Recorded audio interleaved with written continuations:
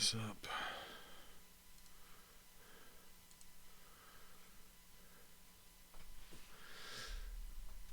As we return early in the morning, break of dawn, and now I'm yawning, wipe the cold out my eyes, see who's this paging me and why. It's Biggie Smalls from the barbershop. He was in the intricate plot and heard the gambling spot of how they want to stick me like flypaper, neighbor. Yo, chill. Let me drop the caper, Stevie. It's early in the morning. We're back after a streamlined late-night conspiracy. Horseman, we were up on the disco floor all night long, getting those dollars out for the ladies. But we're back here early morning on the road for the Friday locker room in the snow, baby. How's it going? I am in the rain. I think we have a flash flood and tornado warning down here. So lucky you. Good weather all around. Wrestling weather. Yeah, book it. Book that town. Book that New York town in February. Yeah, book that Utah. See how it goes for you, homie.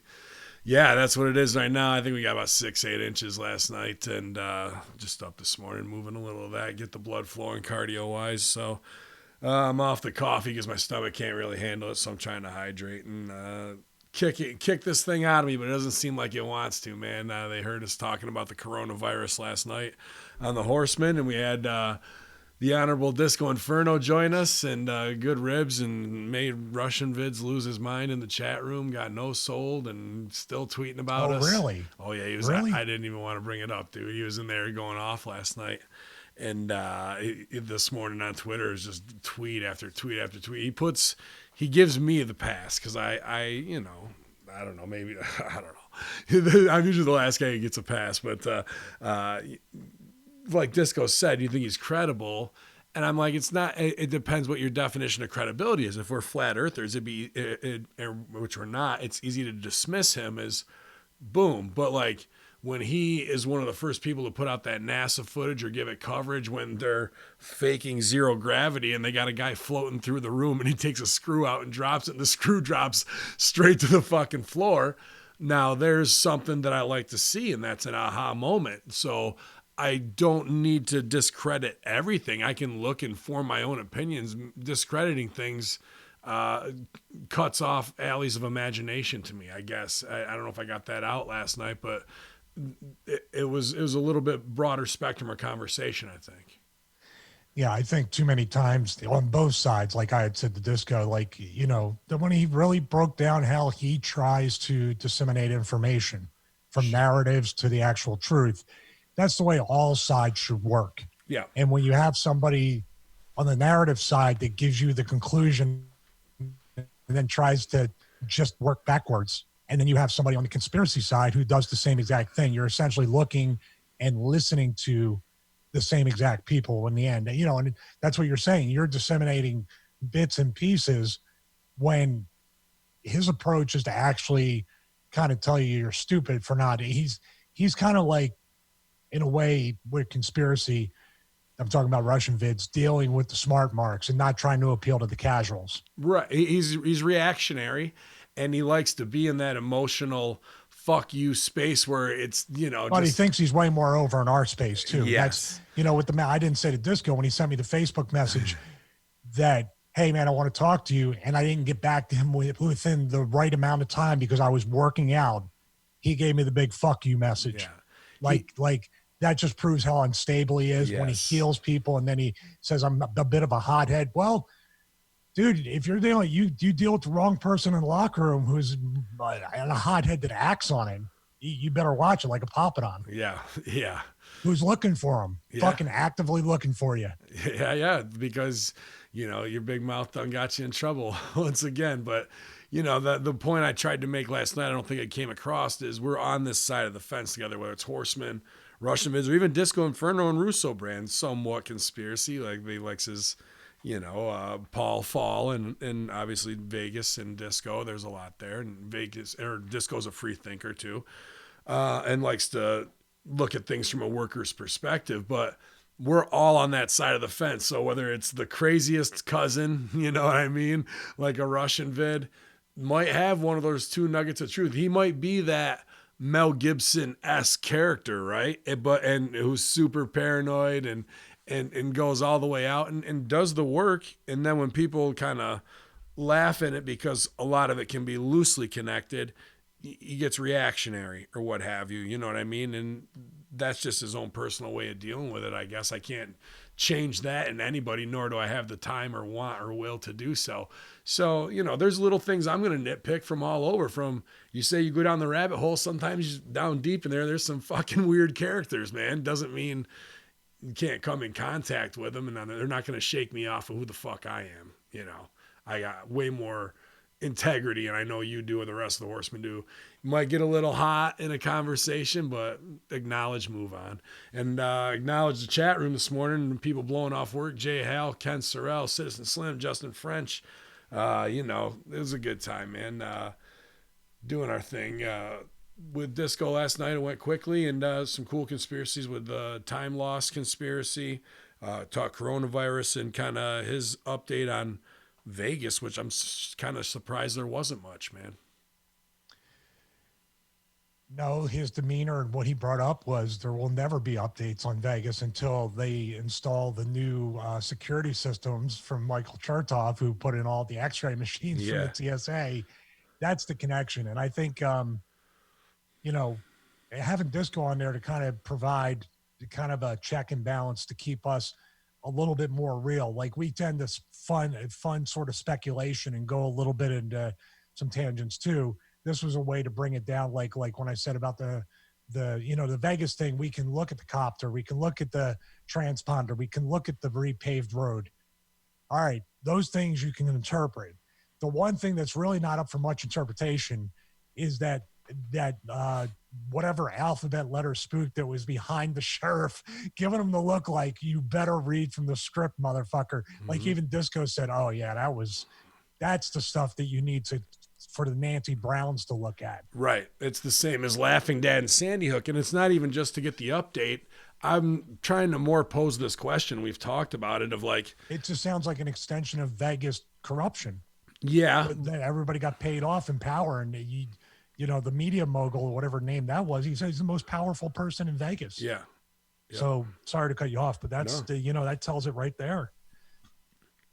It just leaves independent media guys like us now kind of holding our asses, because what if we even try and get close to getting a real answer, we're going to be prosecuted, subpoenaed, and fucking sued for slander. Where I'm just trying to find some truth, man. I'm not trying to, I don't know all I can do is interview these people and pick out some strange things that don't stand out in the normal whatever. And then as wrestlers, them reacting to it to shut these guys down that we've seen, that's selling for it. Sure, they're doing it with lawyers and fucking funds, but when you follow that money, it's going to go to somebody. Why can't we get the request for Leonard Posner to come on? I would like to, maybe everything we've been told is completely wrong, and it really is a stewed, but why can't it happen? Why isn't he making the rounds, you know? And why can't I even ask that question without fear of reprisal? Well, that's the thing. That's the part of what's going on that brings up the biggest red flag. That if back in the day, crazy conspiracy theorists would just be allowed to talk in their little echo chamber and be like, we know the truth, let them. We're ignoring that. Now, like you said, overselling for it by saying, if you say to somebody, no matter how crazy it is, like, go back to Russian vids, he's had a lot of his channels shut down. Now, if they just let him go and just been and ignored him and no-sold him, I think that he would have a lot less traction than repeatedly shutting him down. Looks like they have something to hide. Right. This is the same thing. Exactly that. Exactly. Yeah, you laid it out better than I did, for sure. Just like wrestling, dude, they don't want to hear. There's a dramatic shift in the world where nobody wants to hear what it takes to make anything better. There's the criticism. You can criticize me all you want. Just tell me good things. That's kind of, and instead of surrounding yourself with the Russos and the people that are going to hold your feet to the fire to put out a better product, let's hire the people that are going to tell us you're such a good person. My wife laughs because there's a segment with J-Lo and Alex Rodriguez. Even J-Lo is supposedly one of the most richest, most famous, high up Illuminati people, whatever. Yeah. She came back from something and she was like, He was like, baby, you're the best. You're the best. Really? Really? You're the best. No, I won't touch you. Are you sure? Dude, that's fucking brutal. We don't even do that after our matches or anything. Yeah, that was cool. Yeah. Welcome to the world. Yeah, dude. The insecurity is insane. Everyone's so goddamn out of touch. One thing I saw that was in touch was as they do the rip up the script at the fucking State of the Union, the whole nine, the impeachment blows up in their fucking laps. They take another huge L. Just there's no place left for them to go except hold hands and jump off a bridge together.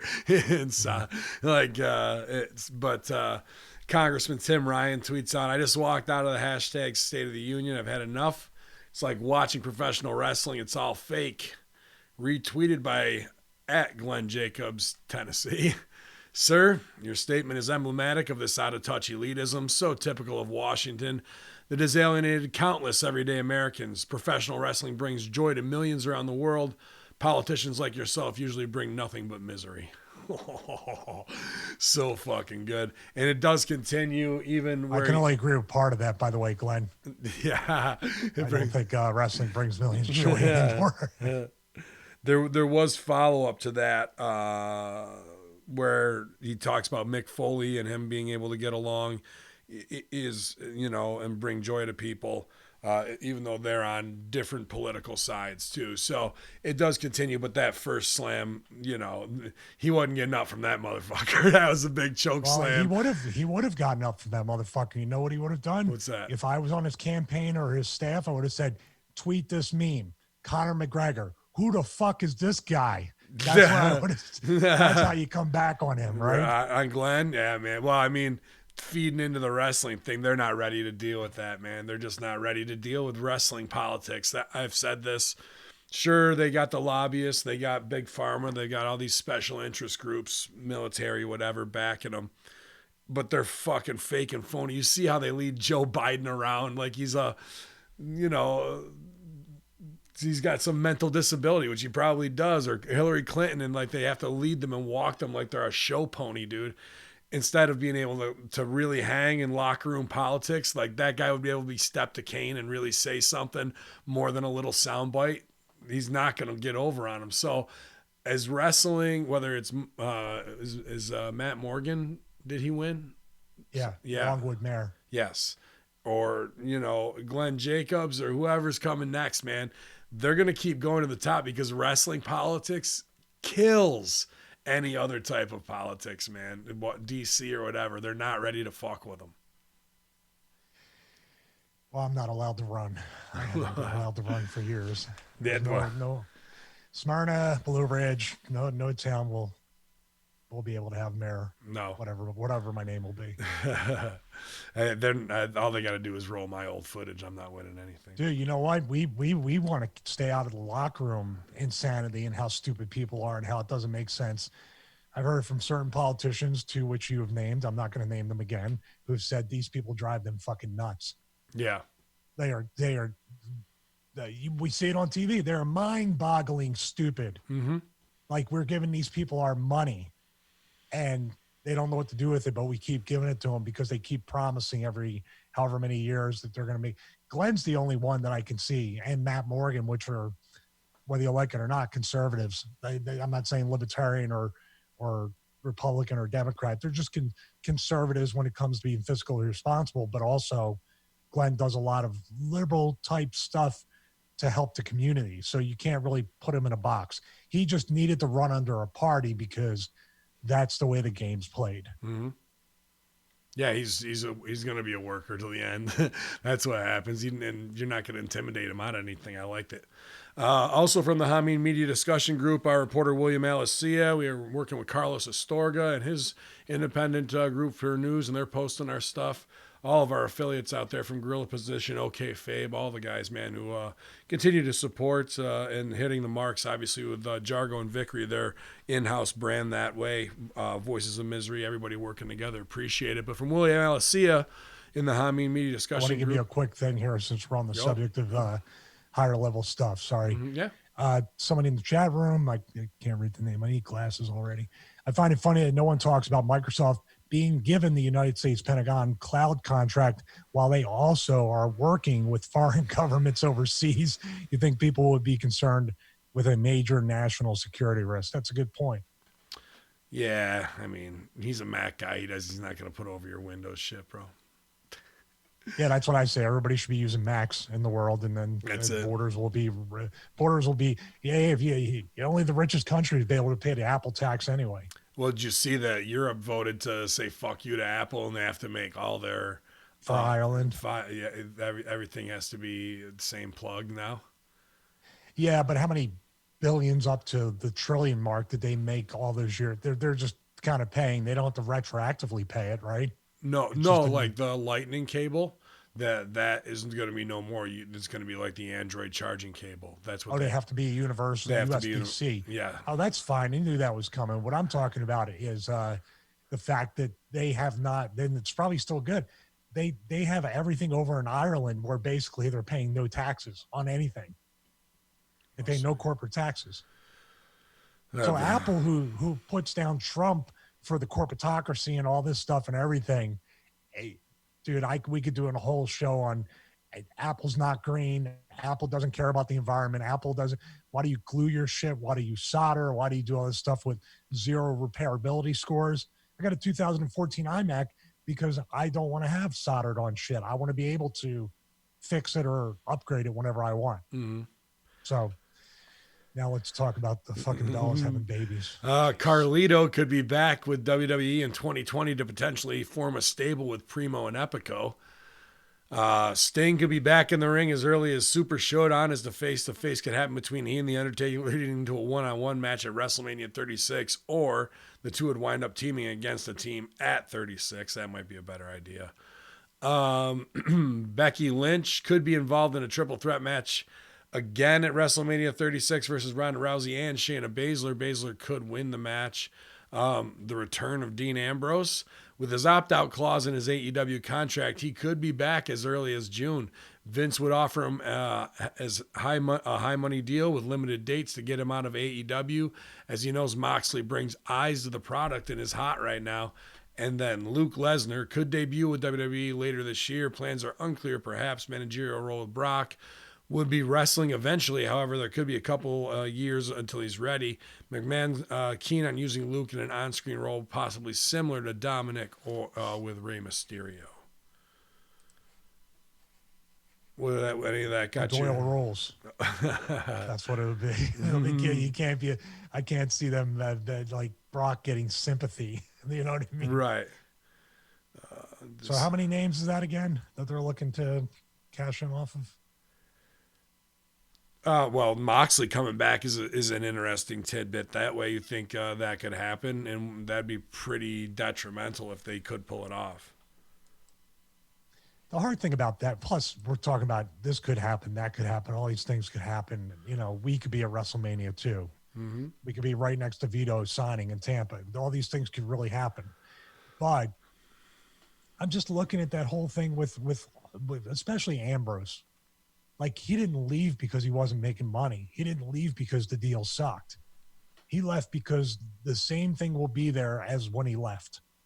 Like, how can you circumvent and have full creative control? They're never going to give anybody what they gave Bret Hart in his last however many days before his contract was up. Mm-hmm. How can you do that?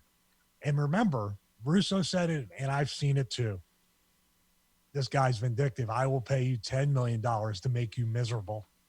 And that's, dude, he in his mind owes Ambrose a receipt for what he said and what he did. Yeah. Well, I mean, can you hang in there and take it, I guess, until if for the right price? What is your price to be miserable? My guess would be if he brought them back, if he actually did trust them to come back, that they would do some kind of Lashley Rusev thing with him and Renee. Probably. Which will be pretty bad. But I'm saying that seems to be the MO. Yeah. To get these couples to, like, maybe I can break up the marriage. I mean, don't think these people don't get off on that kind of shit. You think he's going to have a stroke in the next year?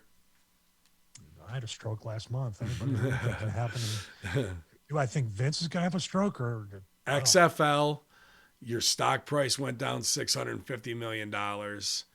It's all on the line. You're getting old. Your product is awful. You got to answer to the Saudis, the Fox, and the numbers are just worse and worse. Vince is a master at no selling stuff. I don't know if that's changed, but maybe he's just not selling any of this stuff. Maybe he sees the like, dude, when you got enough money, no matter what, if you lose $200 million in a day or sell, everybody else loses $200 million in a day and you still stay protected. What are you really worried about? I mean, besides the Saudis almost murdering you in Saudi Arabia, but that apparently didn't bother them because they're going back this month. Going back, check dude, clear. That's going to be. I don't have a good feeling about that, unless they're going to bring them in, bring the crew in for that one to make them feel better, kind of like what he does when he brings somebody back. Full military escort. I wouldn't go without a full U.S. military envoy, bro. Well, that won't be public if it does happen that way. There will be no media covering them with military people around them, but could be a very real possibility. Yep. Hey, do you think on the download, just conspiracy wise, we had talked that this could have been a way for Trump to get somebody from the CIA on the ring crew, somebody undercover to kind of like see what's going on over in Saudi. Do you think that they might have gotten caught with that, and that's why Vince went back to meet with Trump? Some espionage gone wrong. Could be. Man. Him and Hunter supposedly went to meet with Trump on the way back, to TV. They had to be debriefed, yeah. Well, I mean, that's a possibility. Could be. Kenny Omega is regarded as one of the best pro wrestlers on the planet. Jim Cornette has to disagree. Cornette recently fired a slew of tweets at his longtime friend, Dave Meltzer. This was over Meltzer's defense of Kenny Omega and how he highly regards the cleaner. Cornette tweeted out, "Dave, I've been fucking sick all week, so fuck it. You call this Harpo Marx motherfucker a goddamn genius as a match layout? Better than Flair Steamboat? Blah fucking blah. He wrestles sex dolls and kids. He's a phony clown and an embarrassment. Fuck him. Quit swinging on his dick or fuck you. Fuck. It's goddamn embarrassment to me. I've told people for years you're a smart guy about wrestling, and now you got these phony play wrestlers so far up your ass that you're making an idiot out of both of us. If kids play video games in the ring is what wrestling is now, then let it die." Cornette continued to say that Ric Flair and Steamboat never wrestled sex dolls. He then continued to rail on Wrestling Observer newsletter writer over his opinions on Omega. "Ladies and gentlemen, I apologize for ever defending at Dave Meltzer against people who said he was an idiot. Dave, I hope the balding fucks and Olivier sucking up to you are worth looking like a lunatic. Better than Flair Steamboat. How about smellier than my dog's shit? Fuck. Dave, you're fucking senile. It's not too many spots. It's blatant phony silliness and mocking of the business outright in the open. And you know that, but you can't get off Olivier's jock and just admit it. For fuck's sake, act your age, not like a Japanese schoolgirl. #Rio. And then one more in response that he's effectively ending his long-term friendship with Meltzer. It says, "More like an asshole who lies because he desperately wants to hang out with cool kids so people don't say he's out of touch and sacrifices all his credibility to Harpo Marx is Frank Gotch. You know he sucks, Dave, and I guess you do too. Fuck you, lose my number."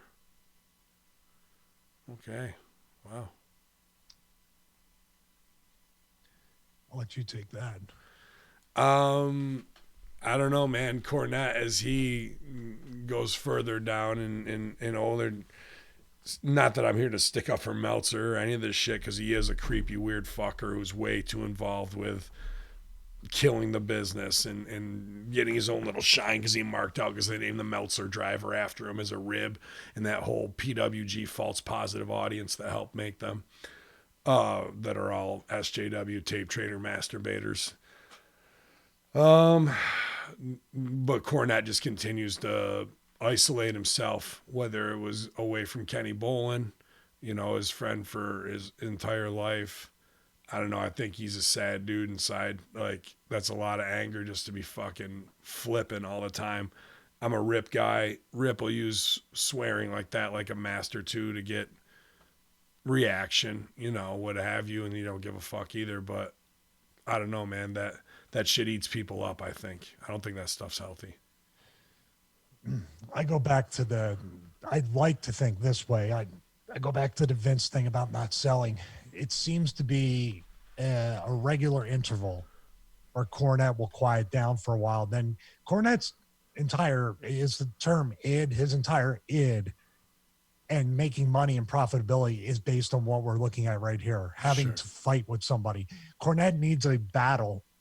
The reason why Cornette is so popular, or at least people want to look at his tweets, watch his shoot interviews, or listen to him or whatever on his podcast, is because of this. If Cornette liked stuff or he tried to be more positive, who would listen to him? Maybe he's smart enough to realize that. I'm not saying he doesn't really need to, for his own health, calm down, but this is what makes him money. This is who he is online. This is his character. I don't think he's working as much as we'd like him to be working, but could be somewhat of a work. Not this. He really believes this. Side note, if you take out all the fucks and change the language a little bit, him and Russo sound exactly alike. Oh, yeah. I mean, that's the other thing, too. Like, just to hold on to all that anger, man, when they're saying the same thing. I listen to a lot of Cornette's clip shows where, dude, that he puts over the big swole Nyla Rose match and, like, breaks it down, and it was almost verbatim how I was thinking it. Talking it out of, like, puts it over? No, like they break it down for how rotten it is, you know what I mean? Okay. And says, it was bad, whatever. Better be careful. Big Swole's a friend of Papa. I know, he got hot last night. I was like, dude, that doesn't matter, dude. Yeah. If you have dude, we've been honest with each other about things. That's what friends do. That's what I said in the beginning. Somebody needs to tell those two how much it sucked. Backstage, when they come back, what the fuck was that? They need to listen to Cornette's thing because he nails it. And here I am with Russo being a Rip guy, listening to Cornette breaking it down just how Rip would, and me going, yeah. And then I could present it to Russo the same way, and he'd be like, yeah. But the rift between them is for what purpose? The North and the South? Mason-Dixon line, I got to hate New Yorkers because they talk this way. I got to hate Southerners because they talk this way. It's fucking ridiculous, man. You sent me something a little crazy this morning. Son of WWE Hall of Famer Ted DiBiase arrested for fraud and embezzlement. Special agents from the Office of State Auditor Shad White have arrested John Davis, the former director of Mississippi Department of Human Services, former DHS employee Latimer Smith, Dr. Nancy New, owner and director of the Mississippi Community Education Center, and New Learning Incorporated, Zach New, assistant executive director of MCEC, which is that place, the center, Ann McGrew, accountant for MCEC, and Brett DiBiase in connection with a multi-million-dollar embezzlement scheme. The indictments include a range of violations involving fraud and embezzlement. After an 8-month investigation, auditors found the accused conspired to illegally obtain millions in public funds from the Temporary Assistance for Needy Families program administered by DHS. Defendants used a variety of business entities and schemes to defraud the taxpayers. The funds were illegally obtained in this case and were intended to help the poorest amongst us.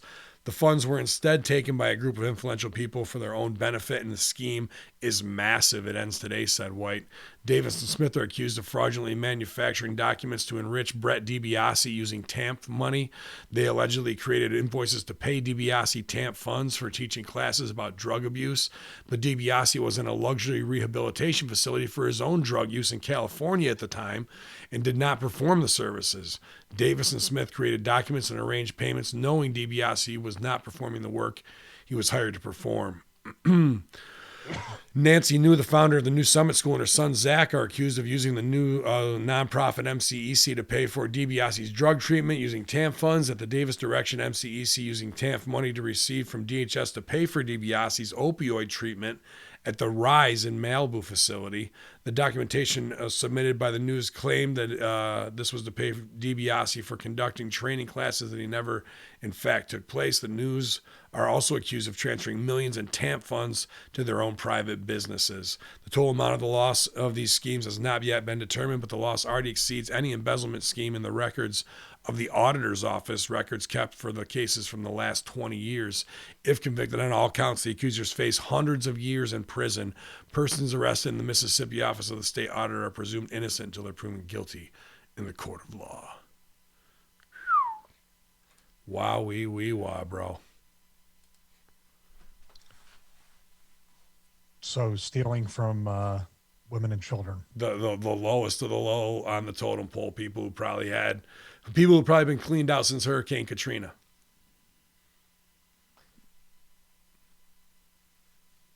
And then the irony is that it's serious, but the irony is that the funds were supposed to help people with drug addiction and things like that as well. Yep. And he was paying for his own drug rehab I think that's the one that puts up commercials, that Malibu thing, right? Where they show the people in the gym and do they?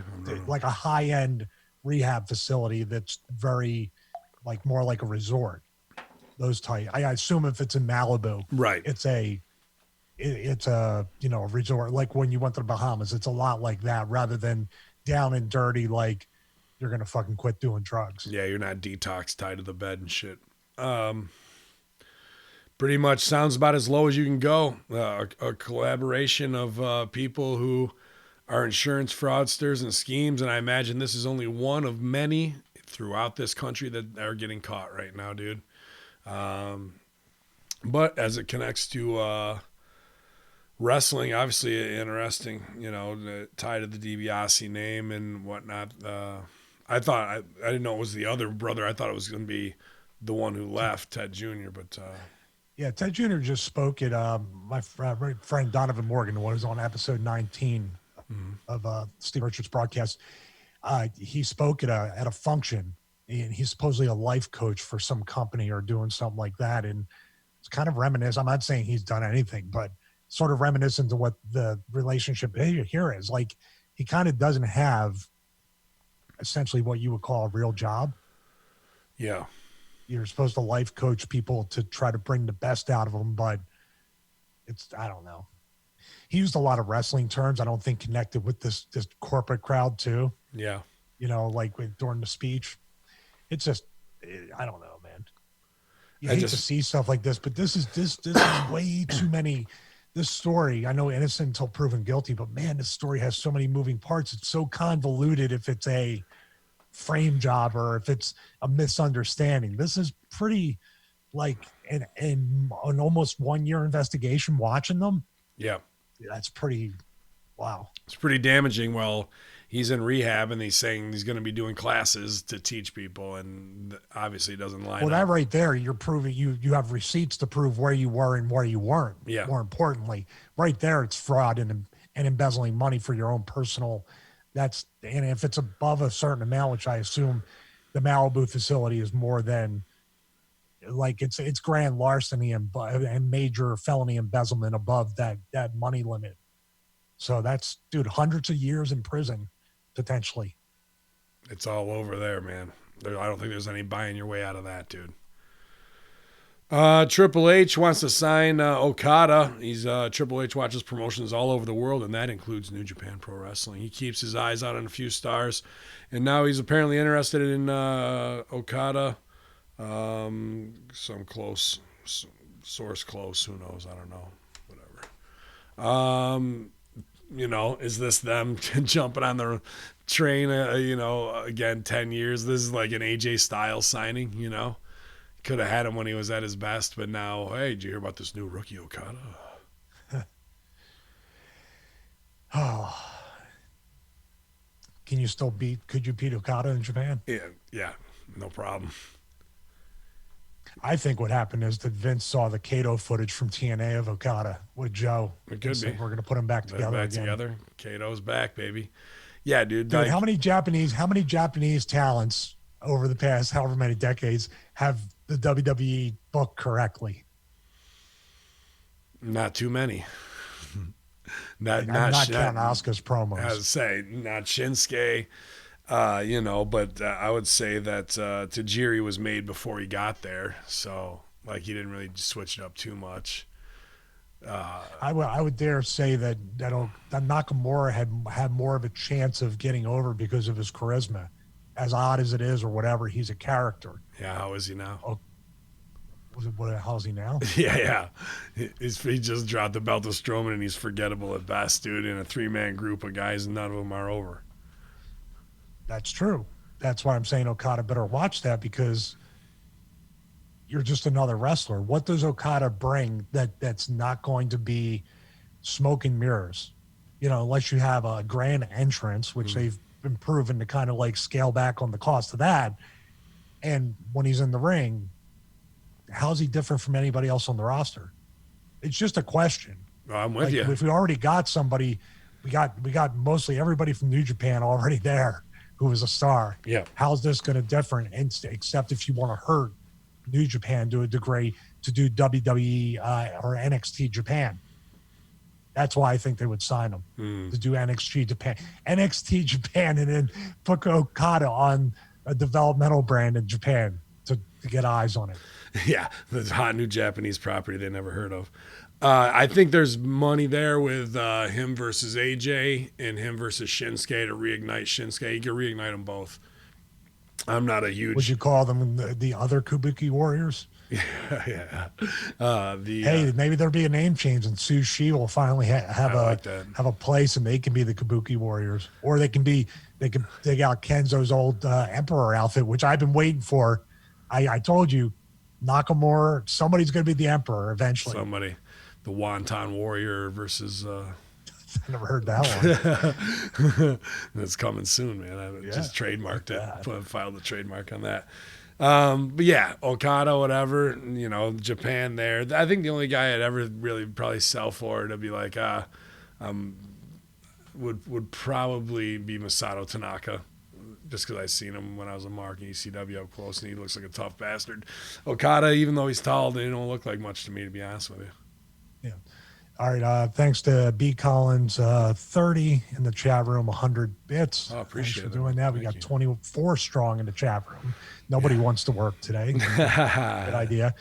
I mean, Tanaka is one thing, because Tanaka looks like he's been through some shit. So he looks like, and he wrestles like he fights. Like it's a fighter type thing. They did the Okada stuff, and I liked Okada in TNA. He was a nice guy. Actually, a little bit of an Easter egg.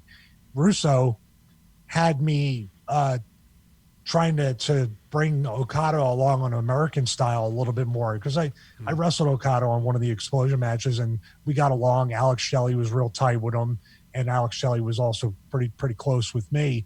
And Okada wanted to learn more of the American style when he was there. And there's no more American style than Dr. Stevie. So, but it was kind of cool. I mean, I'm not saying I did whatever, but hopefully he took that back to New Japan, and he's on a roll now where he's helping other people. He's actually a really good guy. And the fact that they put him in that kind of spot when they had all these monsters for so long is actually pretty cool that he could. And I think they booked Okada at a very low point in the company too, right? Yeah. They're only drawing like 10, 20,000 in the dome. So he's built them back up to a respectable level. There's money on him. There's no doubt about that. I think Game is smart enough to see that, know that, and see that there's a lot of guys that they've got investments in, like Shinsuke, who become stale properties if you can get Vince and the Yes Men out of the way and build in the right way. That could reignite and get you some value and get some eyes, that outside market from Japan watching WWE. If you got Shinsuke versus him there, that's something. Yeah. But man, I just look at it, the money they pay people to not use them just as a huge red flag.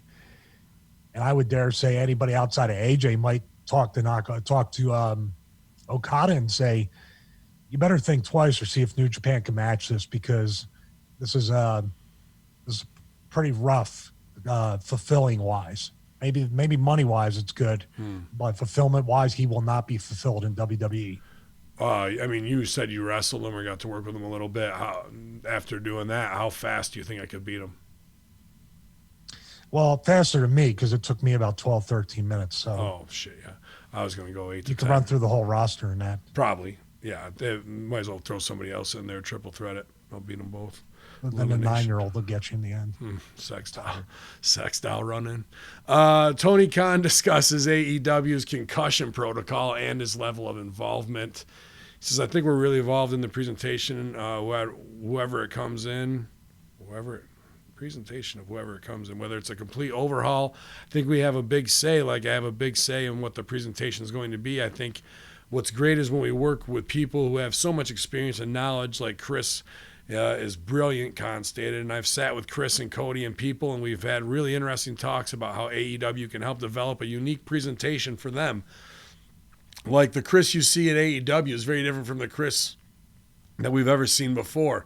Why is he calling him Chris? Everyone calls him Jericho. The super rock star champion with the entourage he has, which is called the Inner Circle, which is a new thing that we've kind of developed here since we started our TV show Dynamite. The Inner Circle's gotten over pretty big, so yeah, it's a different presentation. He talked about concussion. He says there's a researcher out there named Chris Nowinski who actually a former pro wrestler. Man, this is bad copy. You act like nobody knows him. Like the guy works with the NFL. I'm done. I can't do it. And that picture of him with like the Rick Moranis fucking look, dude, it's killing me. It's killing me. Ghostbusters. So bad, dude. He looks like Jim from Taxi's little brother with a tan. Yes. Like he's all hands on. I'm sitting down with Chris and Cody and they're telling me all about the business and the presentation. Let's talk about the presentation. Does any of that look different and crazy? It looks like WCW Thunder to me.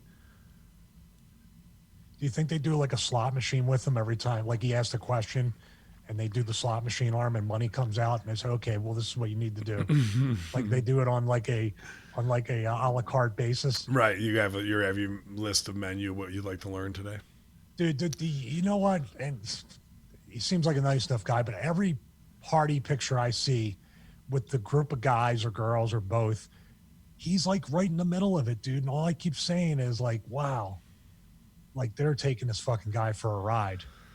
Like they might really want it to be good, but at the same time, the minute they heard he had $100 million for this thing, they're trying to figure out a way to get every last dime for themselves that they can get.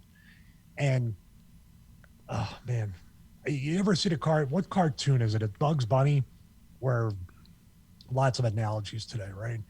Bugs Bunny, where walking across and it's Bugs or somebody, but the fucking guy just sees a fucking drumstick, piece of meat that he's going to eat. Right. That's what they see when they see Tony Khan walk across the room. 100%. They're not inspired to be like, there he is, the creative genius. What's he got for me? There's this guy Donald Trump too that did a State of the Union address. Like we're gonna talk like you're really reaching somebody. Like there's a guy there's been like 15 documentaries like the League of Denial and all these things with the NFL. Chris Nowinski's like the biggest heel at the fucking NFL offices in New York. Yeah. He's probably more well known than you. Yeah. Sorry, I mean that's the truth. And us. Yeah. But just dropping it. I'm an insider. I know these things. R-Truth claims Brock Lesnar wanted to work with him again. He pitched him a couple ideas. Brock enjoyed it so much doing the comedy segment that the Beast on the road to the Royal Rumble thought it was hilarious. R-Truth brought his usual comic self to the mic while Brock ended up destroying him with an F5 in the segment that was heavily praised. During the Uproxx interview, Truth said, Brock actually has been pitching ideas. He wants to work with me doing something because of that segment. Pitched a couple ideas. He and I talked afterwards. The sky's the limit. This business is always changing, and I'm always changing things, said Truth. So, dude, making moments through character by playing the absurd. The shit with Hamin, we talked about it. They missed a chance there for Hamin to go over as the 24/7 title holder. Mm-hmm. Well, how do you feel about Truth kind of peeling back the layer on his character and saying it's like a work and him and Brock talked about it? I don't know if I don't like that much. Yeah.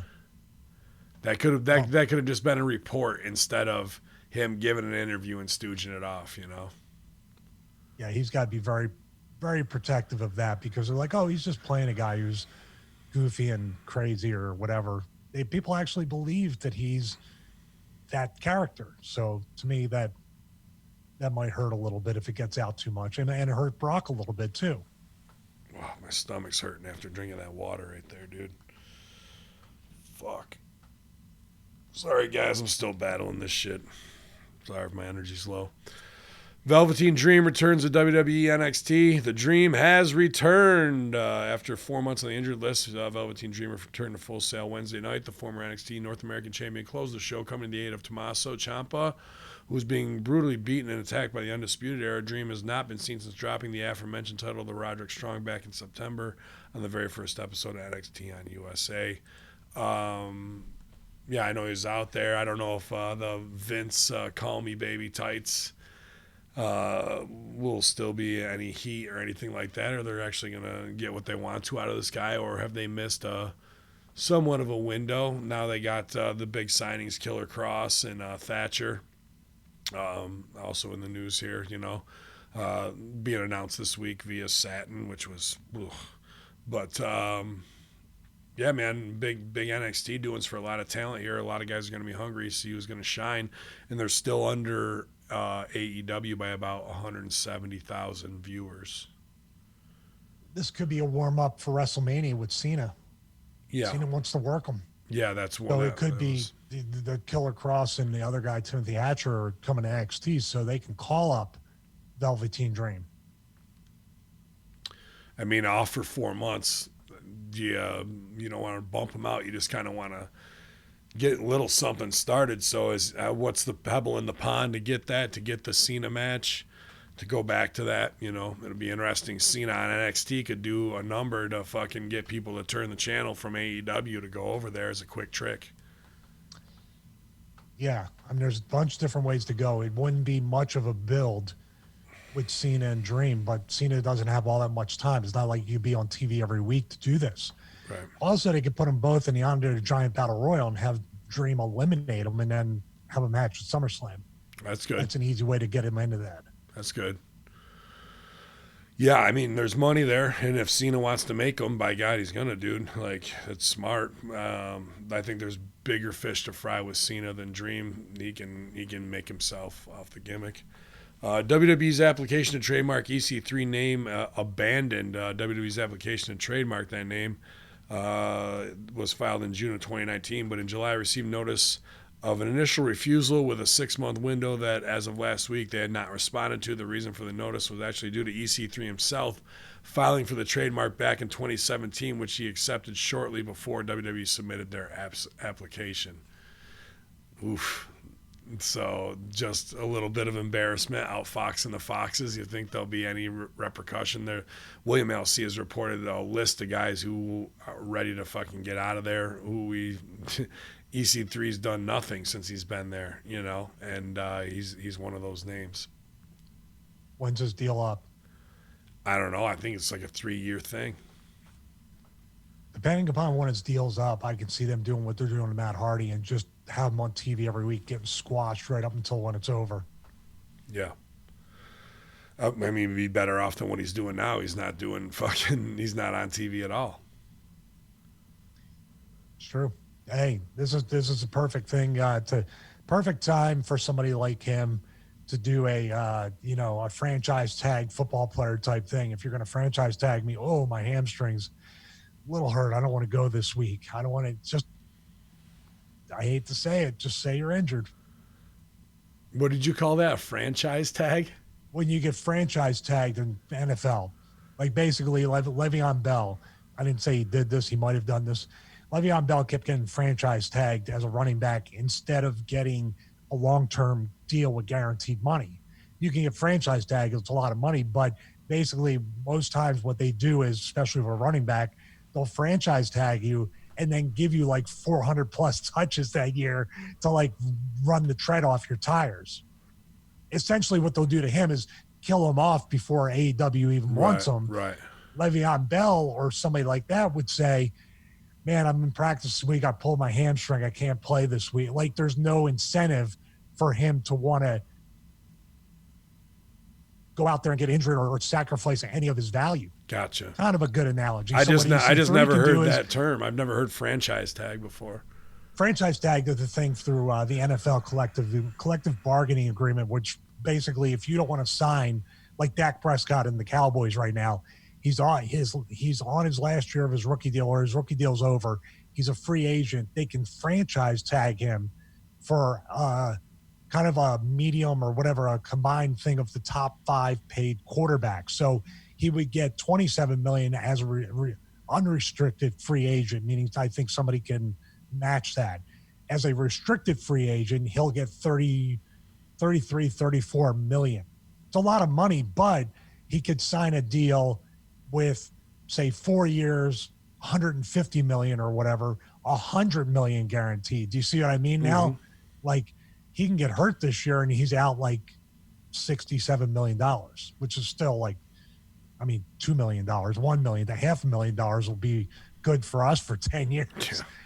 But going back to EC3, this is time, like, what do you owe these people? You all going to go out there and do good business. I mean, the AEW knows you'll do good business. Impact knows. New Japan, Ring of Honor, they know. Just get injured. Quotes. Yeah. Get injured. Why treat them better than they're treating you? They've proven nothing to you as far as how they're going to use you. Right. What do you think? Is that off base for me to say? Like, not at all. What do you think? There's plenty of times I was injured and still went out there and they treated me like shit. So why bother? What do you think the loss on the condo is at this point? Oh, I mean, that's the only thing that has to happen to him to make it worse is this housing market crashes and his condo is underwater. Lives in his car. That's his character. WWE Raw tops Monday Night Cable ratings. Viewership drops nearly 10%. Monday Night Raw February 3rd was watched by 2,168,000. Excuse me. Down just under 10% from the week before's post-Royal Rumble Fallout show. First hour of Raw was watched by 2.32 million before dropping to 2.16, before dropping to 2.02 million for the third and final hour, which is the lowest for a Brock Lesnar run-in that was unannounced, which was stupid use of him. Despite the sharp drop in overall viewership, WWE was still first, second, and third in cable TV for Monday night amongst adults 18 to 49. I also saw that they were blaming it on the Iowa caucus. I was like, what the fuck? Like, any excuse, bro. Like, 2.02 at the end for your high go-home. I'm telling you, people are not invested in watching a political caucus. That's not the draw. I don't know, man. It's always going to be an excuse. And you know why you were number 1, 2, and 3? Because no more Monday Night Football. Right. Mike Bennett and Maria Kanellis welcome second child. Adorable photo warning inside at Maria Kanellis' Instagram. Mom and baby boy are home and healthy and happy. Mom is in love with Moon is in love with her little brother. Everyone said congratulations to us. I love you all, friends, family, colleagues, WWE, and all the fans. The love you have shown me and my family on this day is something I won't soon forget. Good, glad they're home, resting well. That this is a family or people who, is WWE ever going to use them? Are they going to, do a Ms. and Mrs. thing with this family and get some reality show value out of them? Or are they just going to have them both buried, and the last thing we see is the gynecologist office with the fucking curtain walls in a picture hanging on them? I don't think they're going to give them a reality show like Miz. No. I mean, that's all I really see for them. He's not going to be back on the road wrestling and shit, dude. Like, they've burned him. Like, they're done. And he just signed a 5-year deal last year, right? I think so. So, what does that mean? They just sit home and collect their minimum? I don't think WWE would. They could release them at any time, both of them, and just give them 90 days. So after WrestleMania, that could come. Yeah, and I think they could go back to Impact and whatnot, but, I just look at like, dude, now you got little ones, a little girl, and now a newborn baby. Sure, he's got to earn and whatnot, but that's a weird and scary future. I think as a marginalized WWE star with 2 kids, man, and both of you guys are in the business. Like, you got to really I think they need to get an agent to, like, if they're going to stay in entertainment, that's what it is. They have to become a reality show family if that's how they're going to make their money, or else it's time for dad to start thinking about what my career is for the next 20 years, Well, on the entertainment side, dude, we've dealt with lots of TV shows being lost, and there's already 2 wrestlers that have kids. We don't need another. It's very stringent on. We've already got one of those. Why would we have another one? On the other side of it, I mean, this is the thing. There's people who think that we don't exist right now. People are wondering what's Stevie Richards been up to since WWE in 2008. They don't even know about TNA. They don't know about Ring of Honor. They don't know about the wrestling side, and then much less the fitness stuff isn't easily discoverable. Then the shadow banning of all stuff we do, but we managed to make somewhat of a living out of doing these things. They could have the same thing going on, and we don't even realize it. Yeah. And that's the freedom of it. Like, they'll be able to maybe on par for the time they invested in the headache, make out even better. I'm not saying they're going to make 6 figures, but considering the headache, the travel, missing your family, dealing with evil people, they'll be like, this is pretty good. We have a pretty good life to do this. I agree. I just I hope it works out for them and they don't get burned by the E on this shit. That's already, dude. That's been done multiple times already, and I know Mike a little bit. I know Maria a little bit less. Mike's a good guy, so I don't know. I just don't. He was like a can't miss guy for a long time, but people managed to miss him, and WWE did the same exact thing. He probably would have been better off going from Impact to NXT and staying there. Mm-hmm. That would have been better for him, and maybe that's where he might end up. Yeah, I very well could. Move the family to Florida, and you're on NXT TV every week. It was another rough day for WWE as the company's stock dropped another 5.9% following Friday morning's plummeting triggered by the removal of former co-presidents George Barrios and Michelle Wilson. WWE stock opened at $48.96 on Monday morning and closed at $46.08.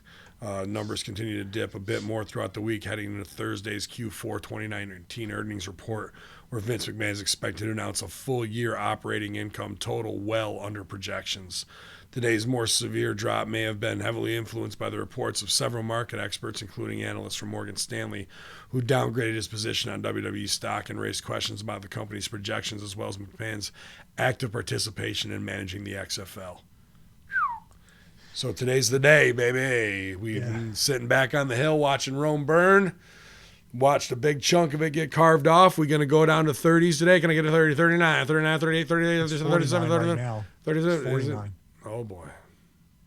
But this is the spin. Oh, it's going up. Well, where was it? Oh, we're not talking about it, like the ratings. Yeah. Where were they? We're up 270% after we went down. 4,000%. Yeah. Here's a variety right here. Fox Corp earnings hit by higher sports fees and WWE launch costs. Did you see that one? Yeah, they're up 5%. Fox is up 5%, but because of the launch cost, it retarded their growth a little bit. Whew. They put a lot of money into this thing, and I don't think it was properly researched the way this deal works. And I guess, on these TV deals, it's like a no-cut thing. You can't cancel the show. They're going to get their money no matter what. There's no performance or incentive bonuses or cuts if it doesn't work. It's pretty much, this is a really good deal for WWE, and I think the reason why there's no sense of urgency to do anything. We're getting our money anyway. What's the big deal? I mean, what did it cost them to call her Shecky Banks on the NFL? That was the best. Dude, that's the worst. I think that's the biggest tell on how uncool wrestling is right now. When NFL commentators, you said at the Super Bowl, they couldn't be bothered to push the Fox stuff. No. They don't care. And I'm sure the football announcers like a Troy Aikman and other people. Oh, dude, I wish if somebody could clip if somebody could clip Troy Aikman and Joe Buck going back and forth in the initial thing about, remember, like everybody they mentioned was like, what, Andre the Everywhere's Giant old and school Bundy and shit they're talking about. Jake the Snake. what's your finish? What would your finish be? Oh, Oh, God.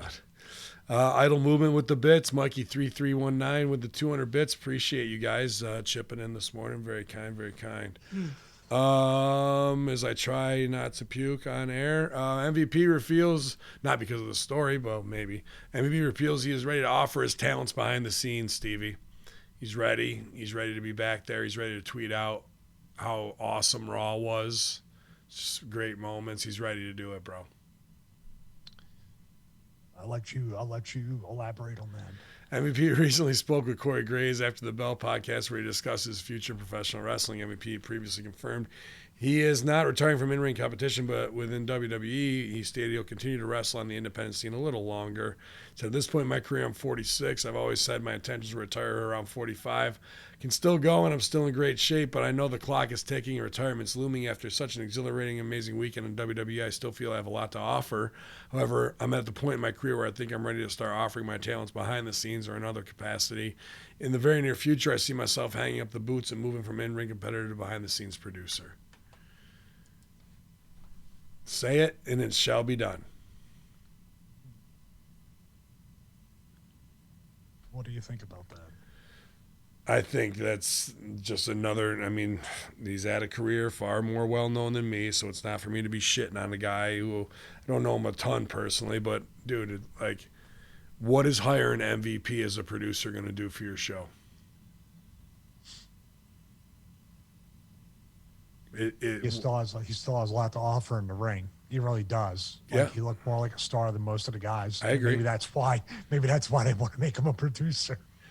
Because I don't know, man. How many producers do you need too? There's a lot of producers, a lot of, and they're cutting back on house shows. So there's a real interesting dynamic. Like they might be cutting talent after WrestleMania. You think they're going to cut producers and then bring MVP in? Like, do you think they're going to, or is everybody on a part-time basis at part-time pay? Because you might be on somewhat of a part-time schedule, but it's a full-time job. We tell you, you heard the Arn Anderson thing. You come back from a house show on a Sunday, or you're going from Raw to SmackDown, and you need to have a report in by 4 a.m. after driving a couple hundred miles, and write the report that's not even going to be. If you write a real report, not the I So Love Raw report, but if you write a report that's real honest and trying to make the product better, it's just going to be ignored. How many weeks can you do that? MVP got a lot of pride, and he has a lot of like love for what he does and passion. How do you shut that off? How do you shut it off like a switch, or you just buy your time and then leave? It's a hard thing, man. People think, oh, well, it's good money and you just check in and check out. It's a 24-hour a day job.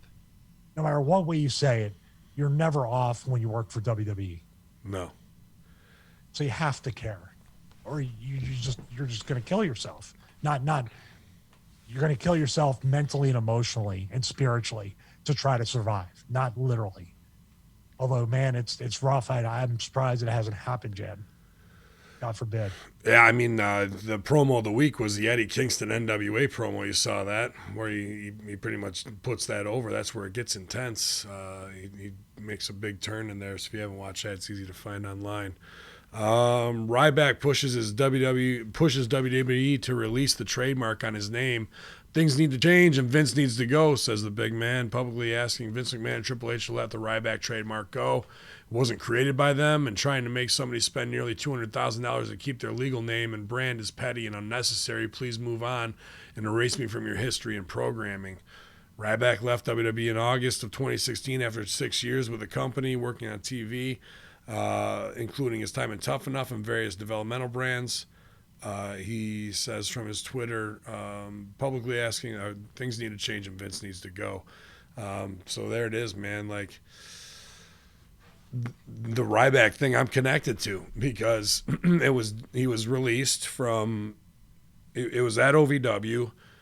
He was released, they from his DSW contract when he was Silverback, Ryan Reeves. and he wanted to reinvent himself. This is in between the phase when they had moved to FCW now. So I was running Derby City Wrestling, the student show. Him and Fang, aka Raphael Constantine of OVW as well, started doing like the Terminator thing where he was, you know, the little John Connor or whatever gimmick, and he was the Terminator. And we shot it all a bunch like that way. And he came up with Ryback, part Ryan Reeves, part Silverback, Ryback. And there's plenty of video on my YouTube in the timeline to support it, that it is his idea. And then we started doing the sketches and writing them in.